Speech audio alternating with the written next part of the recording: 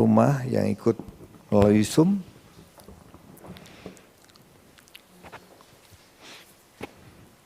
Ini kalau umpama kendaraannya ini bis ya, ini berat di belakang, jombat ini bisnya. Jadi bisnya jalannya ndangak ini ya. Baik Bapak Ibu, sesuai dengan judul yang sudah di flyer, garam dunia. Ini sering kita dengar tentang garam dunia. Ini pelajaran sederhana tapi sangat berat Bapak Ibu. Saya minta perhatiannya, perhatikan betul-betul supaya kita tidak melewatkan satupun. Dan saya berharap bahwa Roh Kudus bisa jelaskan buat kita semua, ya, termasuk saya. Dan biar Roh Kudus juga berikan kemampuan saya untuk bisa menjelaskannya, ya. Tanpa Dia, saya tidak bisa menjelaskan dengan baik. Saya tidak mampu. Saya berdoa sama Bapak. Bapak, aku tidak mampu.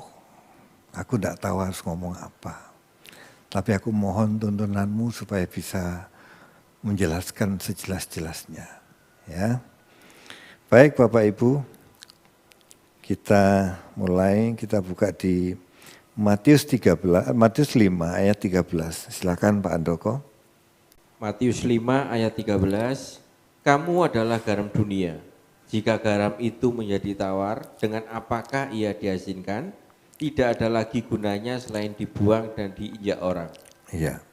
Oh iya, sebelumnya selamat datang buat saudara ipar saya, Pak Pendeta Denny. Iya. Baik. Kalau Tuhan menggunakan perumpamaan garam,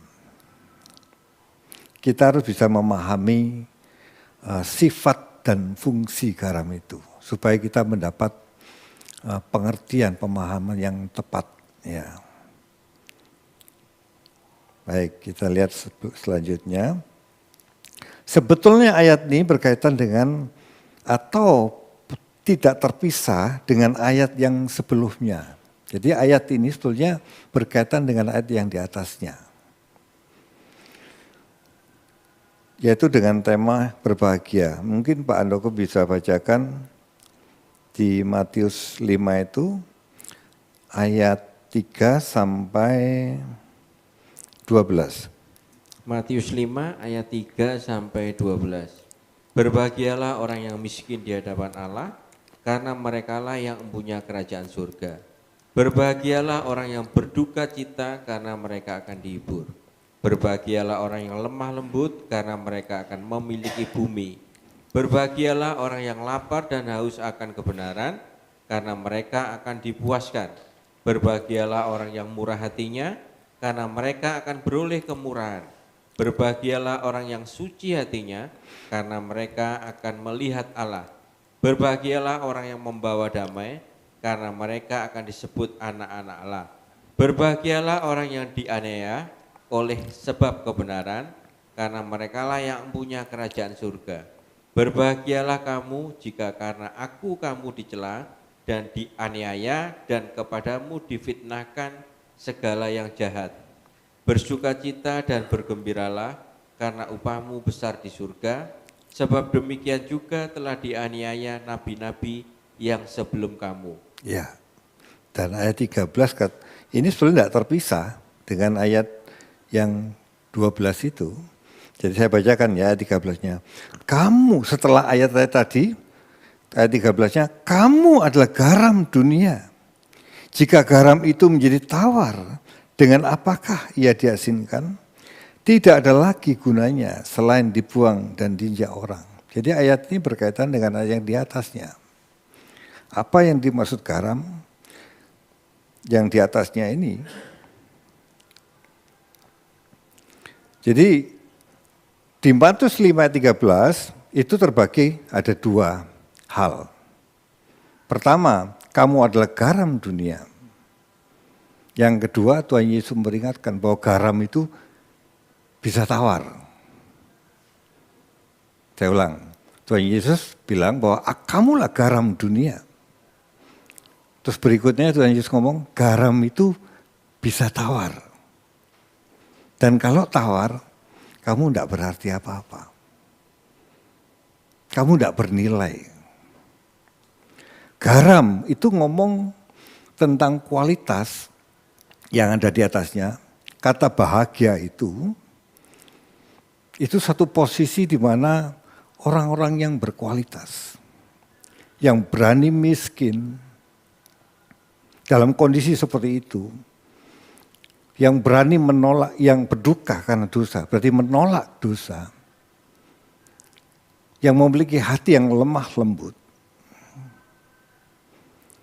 yang memiliki hati haus dan lapar.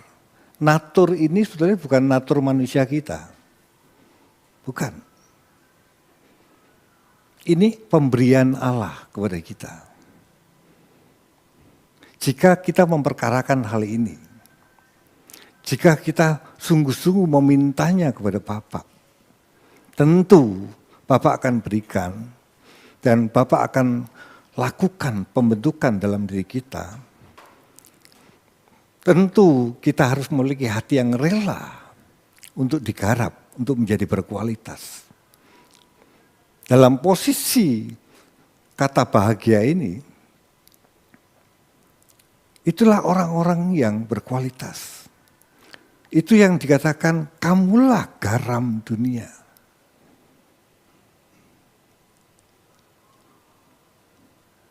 Garam dunia itu tidak serta-merta orang terima Yesus sebagai juru selamat di awalnya. Enggak, dia harus melalui suatu proses. Setelah dia menerima Yesus sebagai juru selamat, dia harus mengalami suatu proses sampai menjadi berkualitas. Di mana dia memiliki hati yang berani miskin, berani miskin untuk orang lain, untuk pekerjaannya.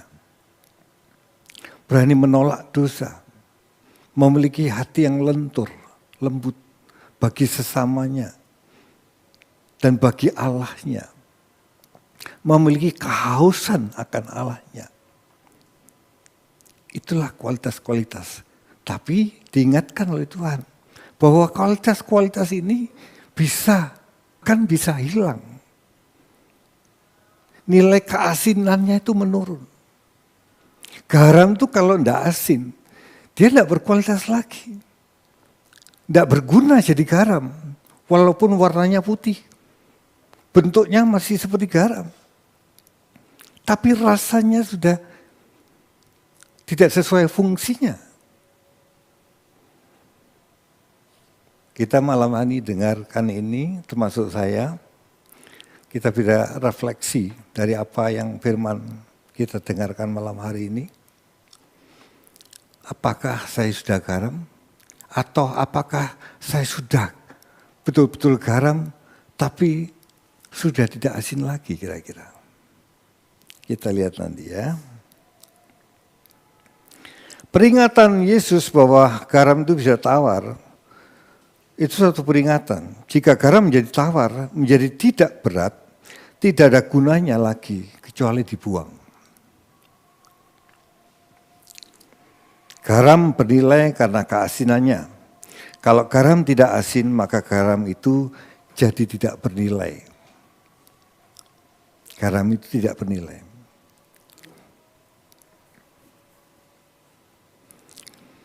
Ketika kita mempelajari ucapan bahagia bahwa kualitas-kualitas yang disebut di situ, yaitu miskin di hadapan Allah, berduka cita karena atas dosa, lemah lembut dan hubungan dengan Allah dan manusia, haus lapar akan kebenaran, bukanlah sifat asli manusia.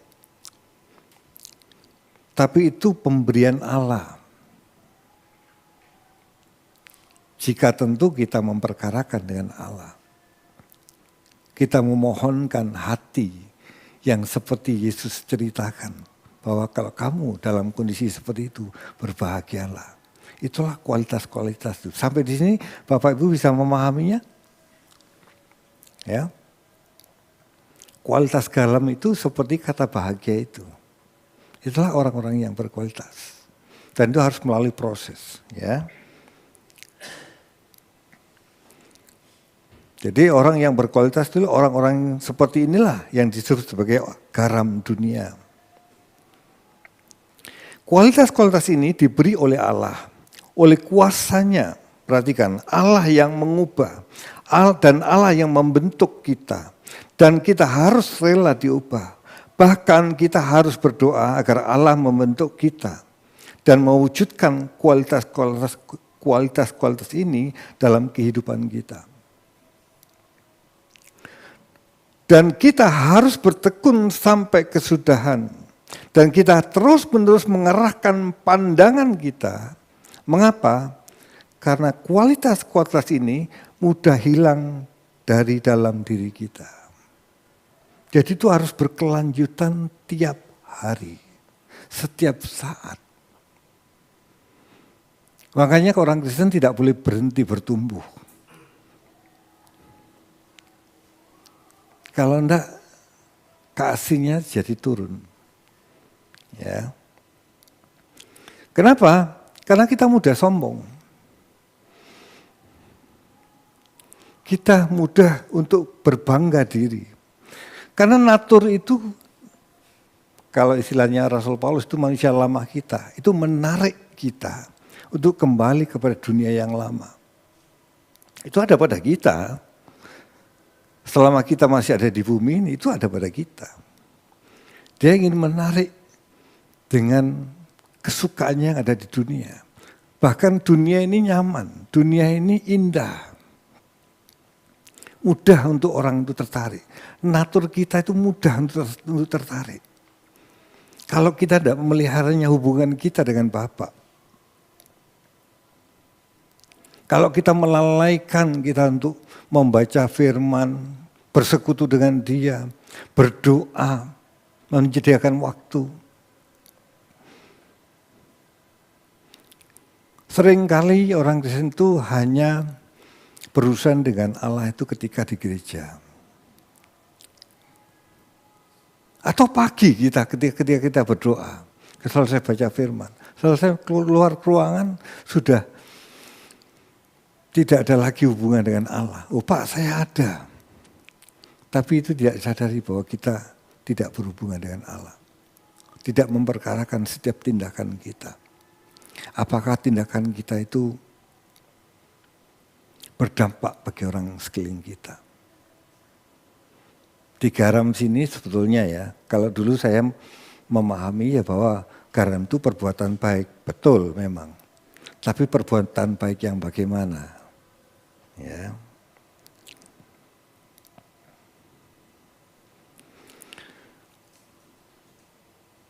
Di dalam diri kita itu ada unsur yang membuat kita itu ingin kembali ke hidup yang lama.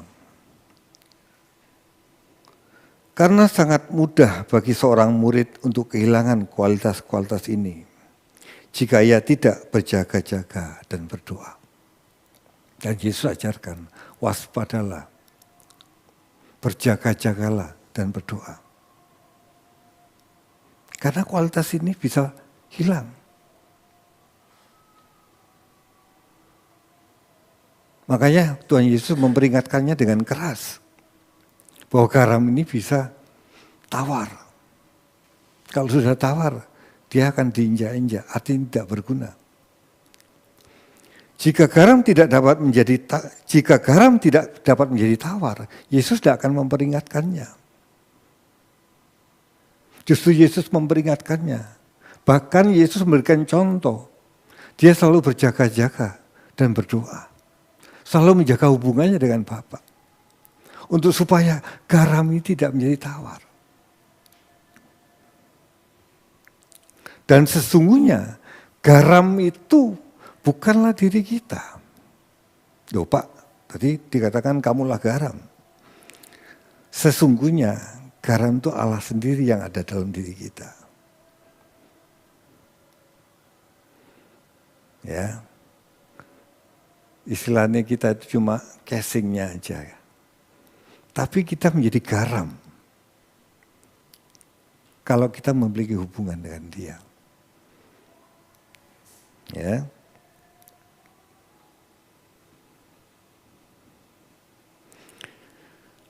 Yesus berkata, apa yang kukatakan kepadamu, janganlah kamu kehilangan rasa asin itu. Karena garam yang menjadi tawar tidak dapat diasinkan kembali. Dengan apakah ia diasinkan? Sekali lagi, sekali tawar, tetap tawar, tidak dapat diasinkan lagi. Bagaimana orang Kristen tidak berfungsi lagi sebagai orang Kristen? Paulus memahami ajaran Yesus ini. Dan Paulus memperingatkan kita. Kita baca di 2 Timotius 3 ayat 5.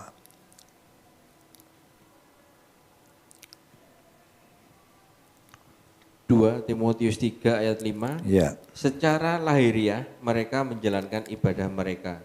Tetapi pada hakikatnya mereka memungkiri kekuatannya, jauhilah mereka itu. Ya. Ini adalah gambaran dari garam. Meskipun garam sudah kehilangan rasa asinnya, ia masih tampak seperti garam. Warnanya tetap putih. Masih bentuknya butiran-butiran. Dan bubuk masih berbentuk seperti garam. Tetapi saat kita merasakannya, tidak ada rasa lagi garam itu. Tidak asin lagi. Seharusnya orang Kristen itu menjadi perwakilan Allah dalam dunia ini. Di mana dunia bisa merasakan Allah dalam hidup kita. Kalau bahasa lainnya, kita menjadi suratan yang terbuka. Dunia bisa melihat Allah, bahkan bisa merasakan Allah di dalam hidup kita. Kehadiran kita dimanapun, di keluarga kita, atau dalam pekerjaan, atau dimanapun, orang sekeliling kita bisa merasakan Allah. Ya.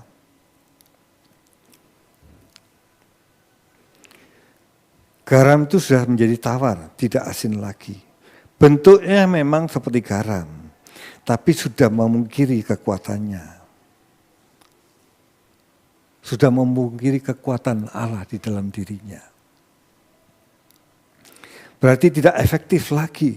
Bentuknya tetap seperti garam, tapi sudah kehilangan kualitas dari garam itu sendiri.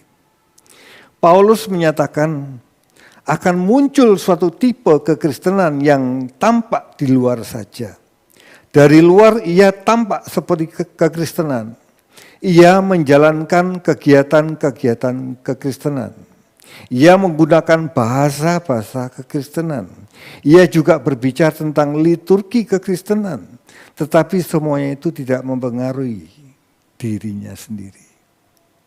Tidak berdampak.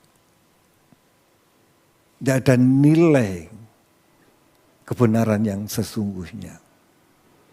Ini sudah dibicarakan oleh Rasul Paulus dan zaman-zaman ini kita melihat. Kalau kita mendengar ini tentunya kita bisa berkaca. Kita harus memperkarakannya, apakah aku sudah garam? Kalau aku sudah garam, apakah aku masih tetap asin?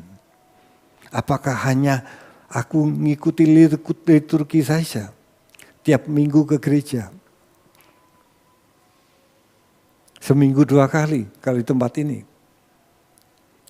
Tapi sesungguhnya keasinan kita tidak dirasakan oleh orang sekeliling kita. Apakah garam itu tidak boleh salah, Pak? Artinya kita tidak boleh salah. Kita bisa salah, Bapak Ibu. Dan Tuhan berikan kesempatan kita untuk minta ampun, untuk menyelesaikannya. Justru karena kita berperkara dengan Allah, ketika kita salah, kita minta ampun sama Dia. Dan kita sungguh-sungguh untuk menyelesaikannya. Sungguh-sungguh menyesal untuk tidak mengulangnya. Supaya garam itu tetap asin dalam diri kita. Amin, Bapak Ibu. Garam itu telah merosot hingga tidak ada yang tersisa kecuali namanya. Tetapi substansinya sudah hilang.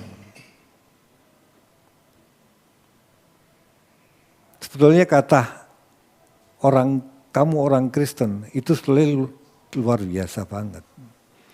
Karena Allah ada di dalam orang itu. Karena Allah beracara dengan orang itu.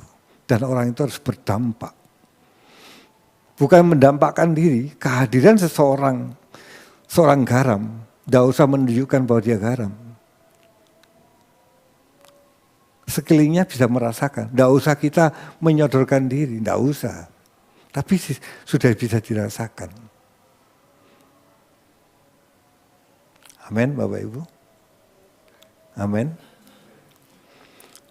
Orang Kristen tuh tidak usah nunjukkan baiknya, enggak. Natural aja. Tapi kalau Allah ada dalam kehidupannya, dan dia punya hubungan yang benar dengan Allahnya, dan dia jaga kehidupannya, dia akan berdampak. Bukan hanya soal apa yang dilakukan, soal kata-kata pun dia kan hati-hati. Apakah perkataanku ini menjadi berkat bagi orang sekelilingku? Arti berkat itu bukan hanya di api-api, enggak.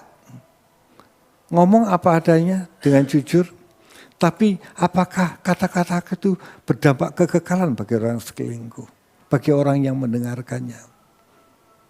Dia memperkarakan hal itu.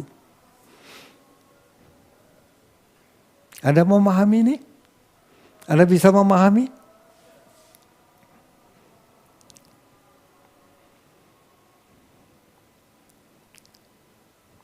Itulah peringatan Paulus tentang apa yang akan terjadi di akhir zaman. Paulus menyatakan akan muncul suatu tipe kekristenan yang tampak di luar saja. Kita harus refleksi diri kita. Apakah kita hanya Kristen seminggu sekali di gereja? Atau seminggu 2 kali? Tapi sesungguhnya esensinya sudah hilang. Jangan Bapak Ibu, yang berdiri di sini pun harus refleksi. Jangan-jangan saya sudah nggak asin lagi. Kalau kita tidak asin lagi, kita bukan garam Bapak Ibu, walaupun bentuknya garam. Atau kita itu Kristen Bapak Ibu, tapi sebetulnya tidak Kristen. Allah bekerja melalui orang-orang Kristen dan menjadikan mereka menjadi garam. Bukan kita sendiri adalah garam, tadi saya sebutkan, tetapi Allah. Kuasanya, kualitas Allah yang terdapat dalam diri kita yang menjadikan kita sebagai garam. Tanpa Allah di dalam kita tidak akan berarti apa-apa. Kita sama sekali tidak berarti. Itulah kenyataan. Kita jangan membayangkan bahwa ada hal yang istimewa dalam diri orang Kristen. Kristus yang ada di dalam diri kita yang menjadikan kita menjadi siapa kita sesungguhnya. Asal kita punya kerelaan untuk mengikuti proses-proses kurikulum yang Tuhan berikan buat hidup kita. Untuk menjadi garam yang berkualitas. Sekualitas Tuhan Yesus. Amin. Tanpa Allah di dalam kita tidak berarti apa-apa. Ya. Dalam hal ini kita dapat melihat bahwa kita bergantung sepenuhnya pada kekuasaan Allah. Semuanya adalah karena anugerahnya. Kita dimurnikan dengan meninggalkan cara hidup yang lama. Yaitu saat garam itu masuk ke dalam hidup kita. Dan sampai pada akhirnya kita pun menjadi garam. Ini mengingatkan kita akan adanya tahap di mana kita menerima terang dan kemudian menjadi terang. Yang mulanya bukan garam, karena memiliki hubungan dengan Sang Penciptanya. Kita menjadi garam. Ya. Bagaimana cara kerja garam, bagaimana garam melakukan pekerjaannya, bagaimana garam dapat mencegah kejahatan, kerusakan moral, dan kemerosotan rohani.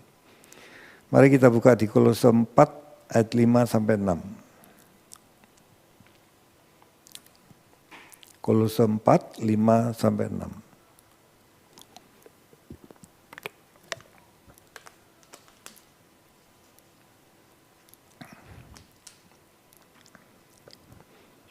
Kolose 4 ayat 5 dan 6. Ya. Hiduplah dengan penuh hikmat terhadap orang-orang luar, pergunakanlah waktu yang ada.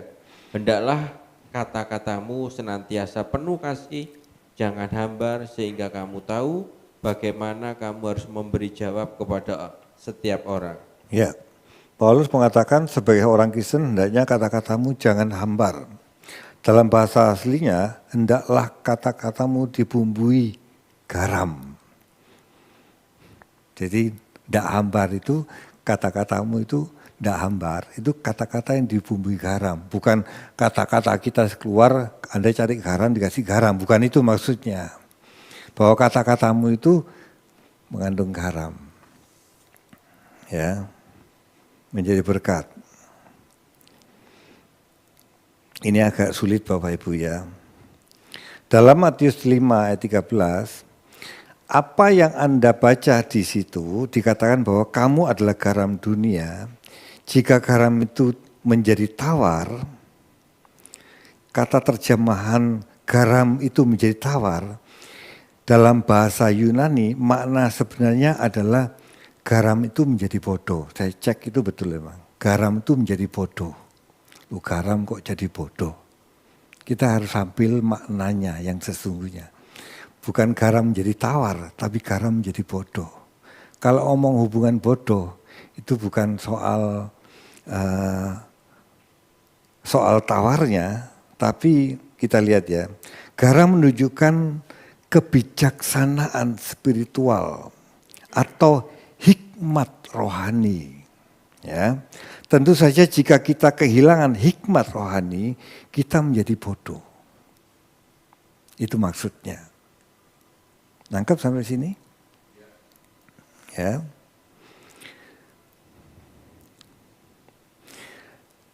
Dalam Ayub 6 ayat 6, bisa dibacakan Pak Andoko? Ayub 6 ayat 6. Ya. Dapatkah makanan tawar dimakan tanpa garam, atau apakah putih telur ada rasanya? Ya, itu sebenarnya saya ambil kata yang artinya sama, kecuali dibumbui garam. Kalau tidak ada rasa tawar, kecuali dibumbui garam. Kalau iya rasa tawar, kata bahasa Ibrani itu juga berarti bodoh di dalam Ayub tadi. Bahwa kata tawar itu sama dengan yang ada di tadi yang kita baca sebelumnya, ayat di Matius 5:13 tadi, bahwa itu sebetulnya kata tawar itu juga berarti bodoh. Tidak berasa, tidak bermoral. Sangat penting bagi kita untuk memahami hal ini, karena hikmat dalam arti rohani tidak berarti pandai sama sekali. Itu bukan maknanya. Hikmat secara spiritual mempunyai makna yang berbeda dari kepandaian. Nanti kita buktikan, benar tidak begitu? Hikmat, saya ulang ya, hikmat secara spiritual mempunyai makna yang berbeda dari kepandaian. Kok bisa gitu Pak? Nanti kita lihat ya. Saya terkesima lihat seperti ini. Apa arti hikmat rohani? Yuk kita lihat dulu di Yakobus 3 ayat 17.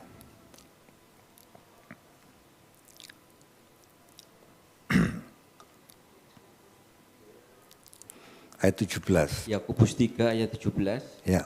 Tetapi hikmat yang dari atas adalah pertama-tama murni. Selanjutnya pendamai, peramah, penurut, penuh belas kasihan, dan buah-buah yang baik, tidak memihak dan tidak munafik. Ya, hikmat yang dari atas adalah pertama-tama murni.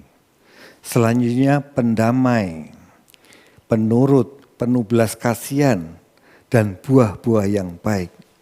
Tidak memihak dan tidak munafik. Itulah hikmat dari atas. Tidak ada unsur kepandaiannya, ya.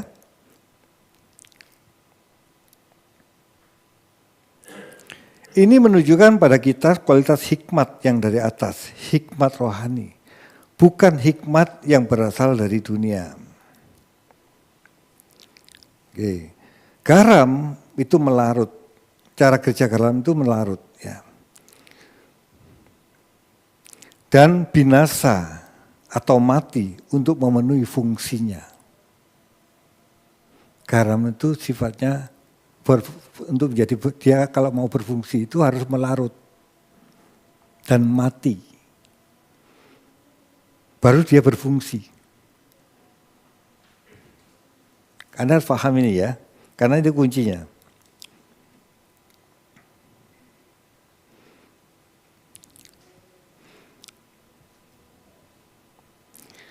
Kalau kita mau lihat cara kerja garam ya, kita ambil garam dan kita akan melihat bagaimana garam itu bekerja. Mengambil garam dan memasukkan ke dalam sup dan perhatikan apa yang terjadi.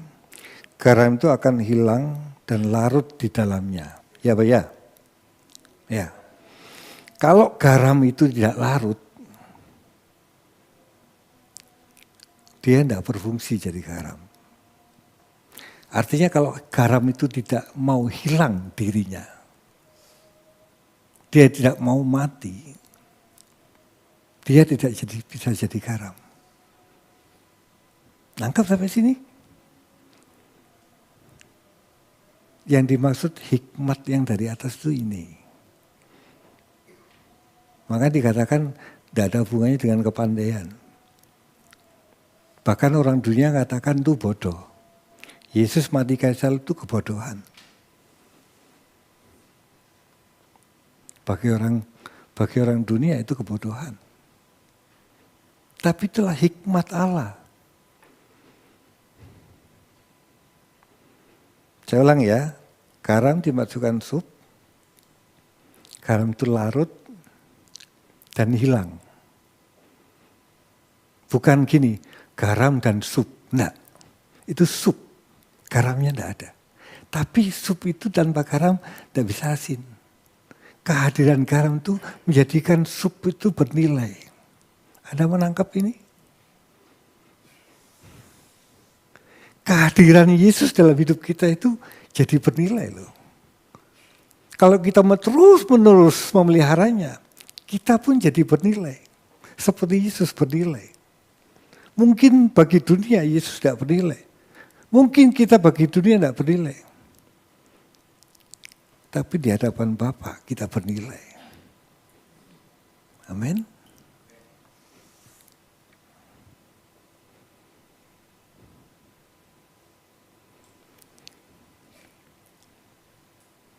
Ini merupakan satu petunjuk bagi kita untuk memahami satu aspek penting dari sifat dasar garam, yaitu sifat dasar seorang murid dan apakah panggilan kita di dunia ini, yaitu menjadi garam dunia. Garam berfungsi hanya dengan satu cara, melarutkan diri, menghilangkan diri, dan mati. Ya, saya ulang. Garam berfungsi hanya dengan cara melarutkan diri, menghilangkan diri, dan mati. Dan sama seperti benih, perhatikan, sama seperti benih yang disebut dalam Yohanes 12 ayat 25. Coba kita baca. Yohanes 12 ayat 25. Yohanes 12 ayat 25. Barang siapa mencintai nyawanya, ia akan kehilangan nyawanya. Tetapi barang siapa tidak mencintai nyawanya, di dunia ini, ia akan memeliharanya untuk hidup yang kekal. Ya, yang jatuh ke dalam tanah dan mati akan menghasilkan banyak buah. Itu yang dilakukan Yesus. Sama, kalau kita tidak mati pun tidak akan bisa menghasilkan buah. Benih itu tetap satu saja, artinya tidak berdampak. Untuk benih itu bisa berdampak, dia harus mati. Dia harus dijatuhkan ke tanah, mati, baru dia berbuah banyak. Mati, hilang. Bagaimana dengan garam? Garam jatuh ke tanah, sifatnya sama. Garam jatuh ke dalam makanan, ke dalam apa saja dalam garam, ke dalam apa saja, dan garam itu mati, larut. Dengan demikian garam itu berguna. Bayangkan jika Anda menambahkan garam ke dalam makanan dan garam itu memutuskan bahwa ia tidak akan larut. Tidak, kita akan tetap bersatu dan kita tidak akan larut. Karena garam tersebut tidak mau kehilangan dirinya, tidak mau larut dan hilang dalam makanan, maka garam itu tidak dapat berfungsi.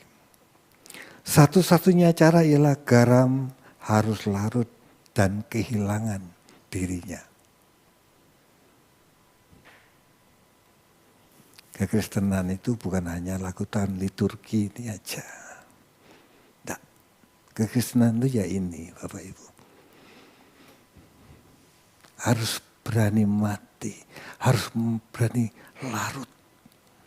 Kalau enggak, kita bukan Kristen. Kita menjangkali kuasanya. Kita tidak mempercayai kuasanya yang ada dalam diri kita.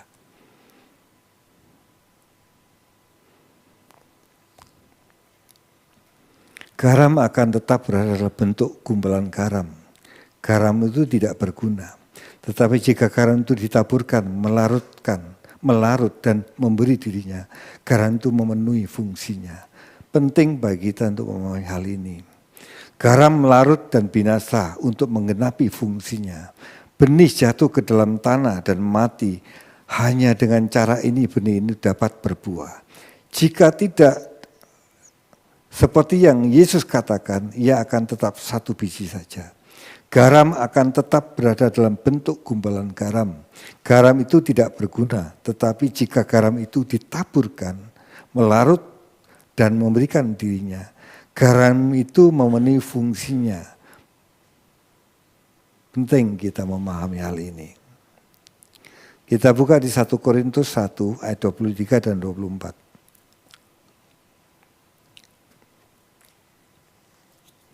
Mudah-mudahan ini waktunya cukup ya. Ini agak panjang. Maaf, silakan. 1 Korintus 1 ayat 23 dan 24. Tetapi kami memberitakan Kristus yang disalibkan. Untuk orang-orang Yahudi suatu batu sandungan dan untuk orang-orang bukan Yahudi suatu kebodohan. Tetapi untuk mereka yang dipanggil, baik orang Yahudi maupun orang bukan Yahudi, Kristus adalah kekuatan Allah dan hikmat Allah. Kristus adalah kekuatan Allah dan hikmat Allah. Jadi ada kata-kata di atas, tetapi kami memberitakan Kristus yang disalibkan. Paulus ngomong, aku memberitakan akan Kristus yang disalib. Dia memberitakan Kristus yang disalib. Kristus yang memberikan dirinya. Kristus yang mau mati buat semua orang. Dia memberitakan tentang itu. Dan itulah hikmat Allah. Bagi dunia kebodohan. Tapi hikmat Allah. Karena Yesus mau mati di kayu salib. Itu menyelamatkan banyak orang. Itulah garam. Apakah hidup kita banyak menyelamatkan orang?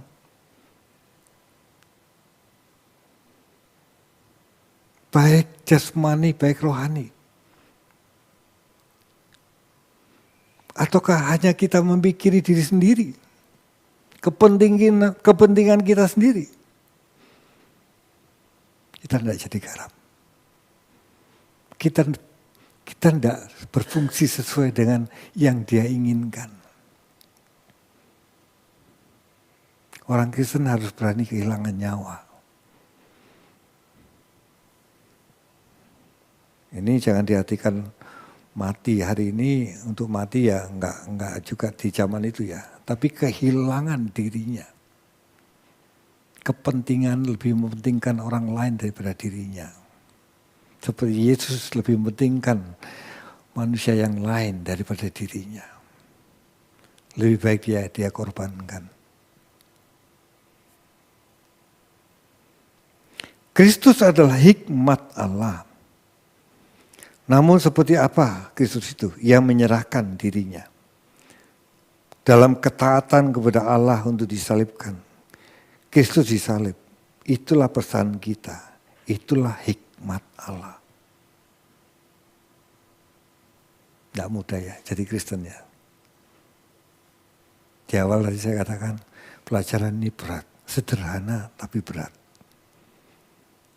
Kristen yang sesungguhnya itu ya ini. Nilainya seperti ini. Harganya mahal. Bahkan di ayat yang lain, kalau kamu mau ikut Yesus, hitung dulu anggarannya. Cukup enggak?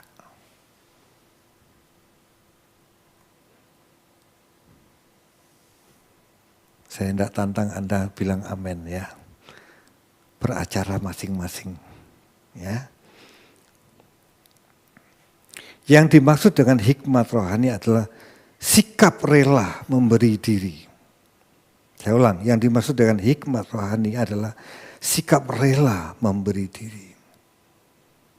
Dalam setiap percakapan kita, hal terpenting bukanlah apa yang saya dapatkan. Ini perhatikan baik-baik. Tetapi apa yang saya berikan.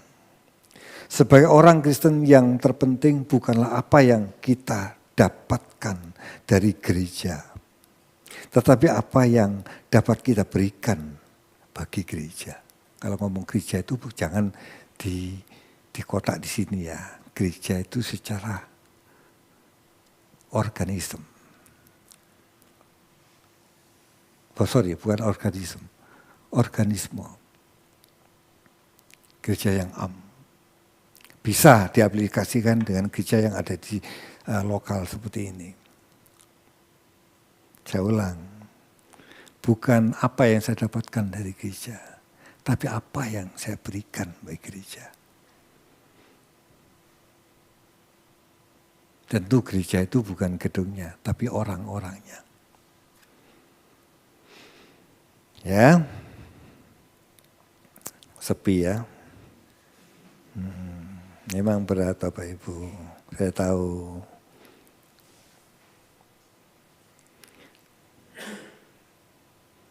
Pertanyaannya bukan apa gunanya aku bersekutu dengan orang-orang ini? Pertanyaan bukan itu. Tapi apa yang harus saya berikan bagi orang ini? Ya, kepentingannya bukan untuk diri sendiri. Hikmat rohani adalah memberi diri sendiri seperti Yesus. Bagaimana cara kerja hikmat dari Allah? Siapapun yang mengenal cara Allah bekerja akan mengetahui hal ini dengan cepat.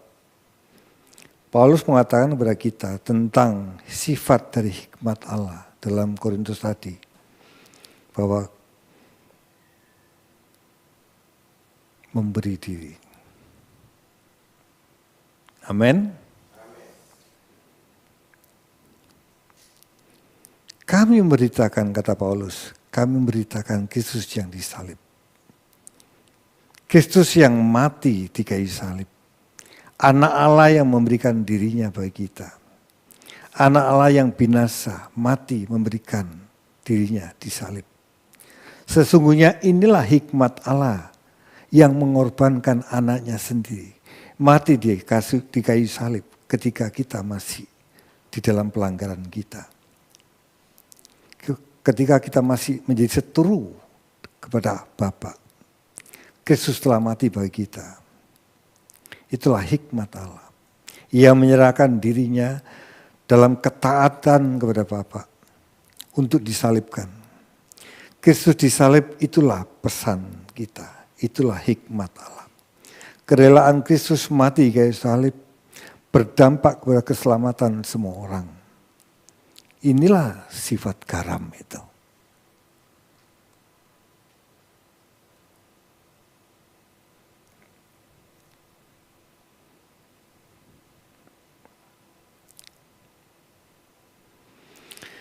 Kita telah membaca dalam Kolose tadi 4-5 dengan 6, tidak usah dibaca lagi Pak. Di mana dikatakan bahwa hiduplah dengan penuh hikmat. Hendaklah kata-katamu dibumbui dengan garam. Kita tahu apa arti sekarang dari hikmat tadi tentang Yesus memberi diri. Kata kita harus dibumbui hikmat rohani. Apa itu? Biarlah seluruh keperkatan Anda dan saya dibumbui dengan hikmat rohani. Kita telah memahami lebih jauh. Yang dimaksud dengan hikmat rohani adalah sikap rela memberi.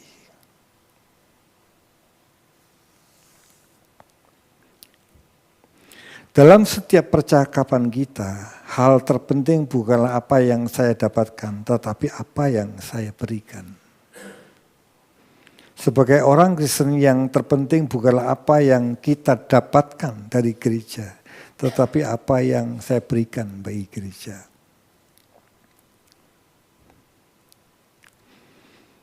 Poinnya sangat sederhana. Hikmat rohani adalah memberi diri, memberi dengan sukacita. Inilah hikmat Allah, inilah kualitas dari hikmat Allah. Inilah kualitas dari hikmat Allah. Ada firman yang lain, adalah satu sama yang lain kamu saling merendahkan diri. Mementingkan kepentingan orang lain daripada kepentingan diri.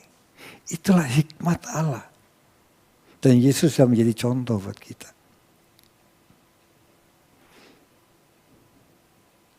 Firman Tuhan sangat sederhana. Kamu adalah garam dunia. Ketika kita bosan dan lelah untuk memberi diri, kita berhenti jadi garam.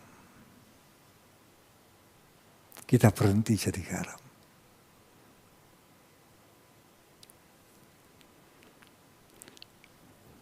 Kita sekarang mulai memahami mengapa garam dapat menjadi tawar. Apakah Anda memahami sekarang? Anda tahu, memberikan seluruh diri setiap saat ini sangat bertentangan dengan sifat dasar manusia.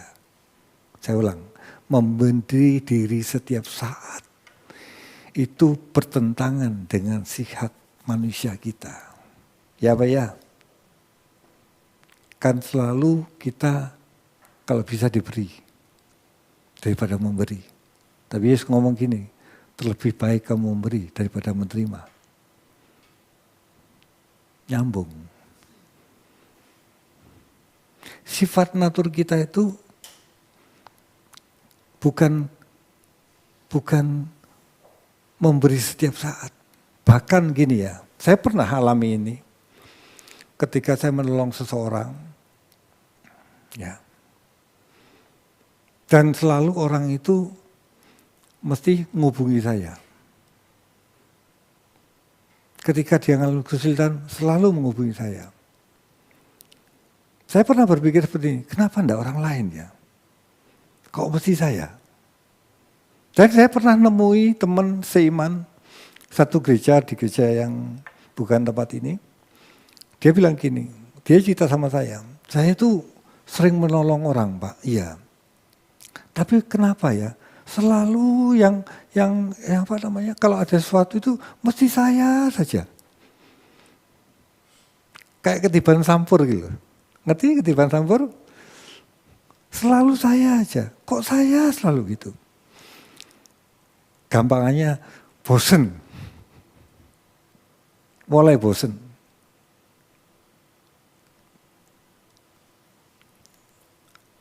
Kita tidak berfungsi sebagai garam.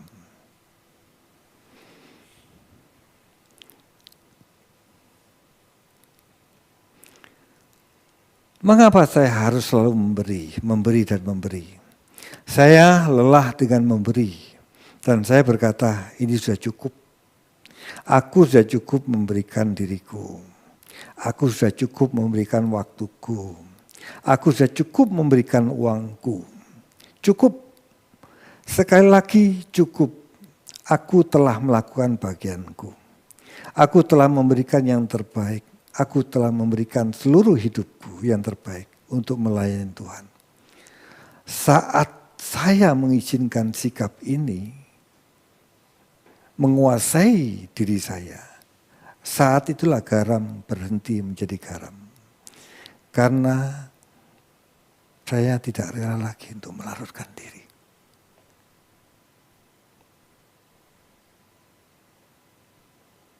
Berhenti jadi garam. hal ini kita anggap biasa. Tapi setelah saya baca firman ini, kebenaran ini, oh takut saya. Tuhan, aku sering lewatkan hal ini.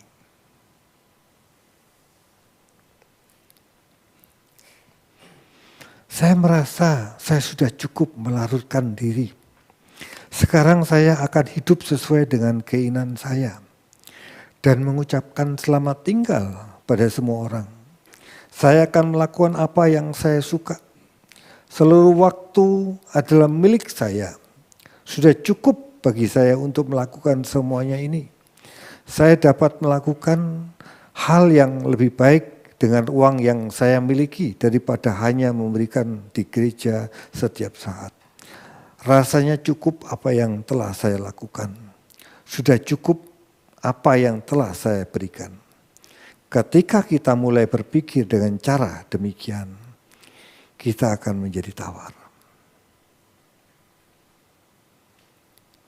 Kita tidak berfungsi lagi sebagai garam. Kita tidak lagi mau larut.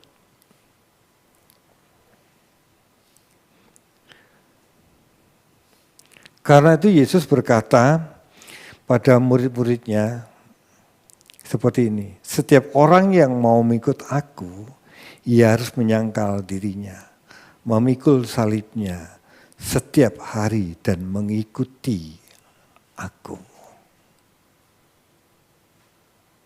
Mengikuti Yesus itu memberikan dirinya seperti dia memberikan dirinya.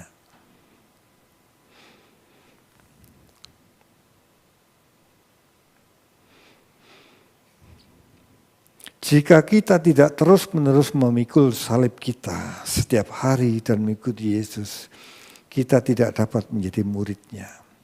Karena kita akan berhenti memberi diri, kemudian menjadi tawar. Garam itu menjadi tawar. Untuk menjadi Kristen, harganya mahal, Bapak Ibu. Lebih baik menghitung lagi. Pertanyaan gini, masih mau ikut Yesus? Masih mau jadi Kristen?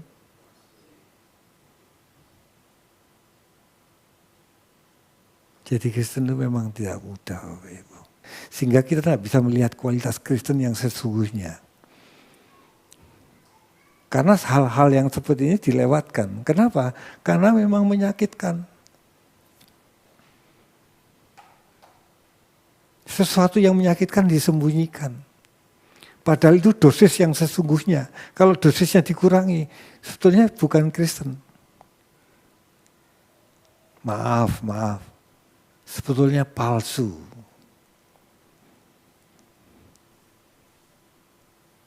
Kita tanya dari sini dengan diri sendiri. Kristen kuwi palsu apa ora ini?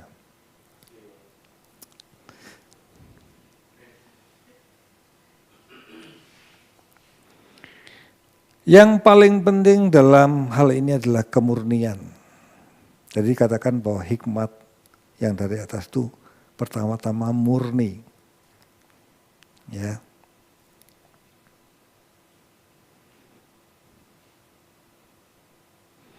Untuk menjadi Kristen harganya harus dibayar sangat tinggi. Sangat mahal untuk menjadi seorang murid. Anda kalau dengar gini, Anda bisa melihat loh harga yang sesungguhnya. Untuk jadi Kristen, harga sesungguhnya seorang murid.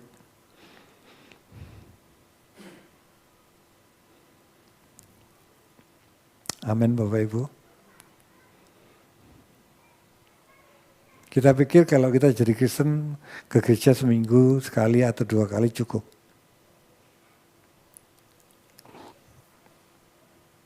Saya tidak katakan soal kehadirannya, tapi soal kesungguhan kita. Kehadiran itu bagian dari kesungguhan. Amin. Kena udah naik gak teko.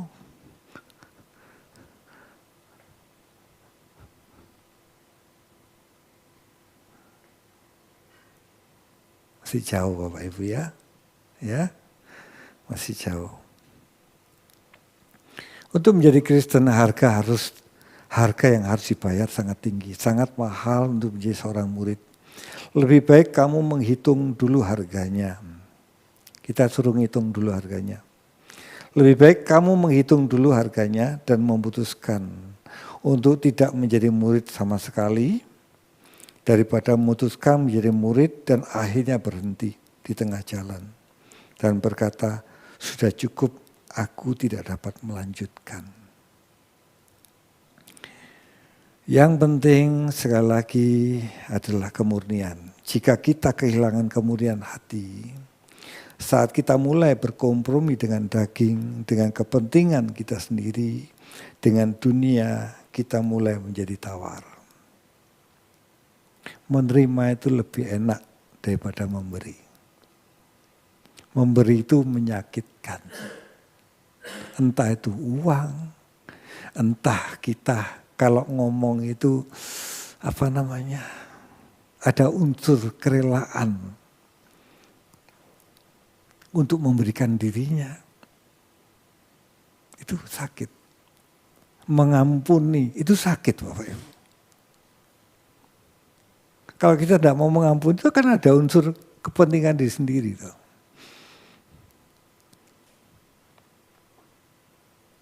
Amin.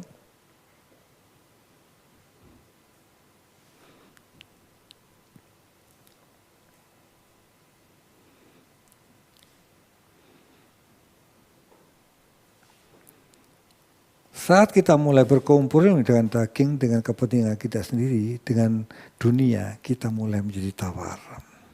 Saat berubah, kita akan kehilangan segalanya dan tidak berguna lagi. Kita akan dibuang dan diinjak orang. Apa yang menyebabkan kita berhenti menjadi murid Kristus? Apa yang membuat kita berhenti menjadi murid-murid Kristus? Murid Kristus itu bukan hanya sekedar ikut PA hari Kamis. Enggak. Mau dididik seperti Yesus. Bagaimana dia memberikan dirinya. Supaya seorang murid pun berani memberikan dirinya. Berani kehilangan dirinya. Berani melarutkan dirinya. Berani mau mati untuk orang lain. Untuk kepentingan orang lain.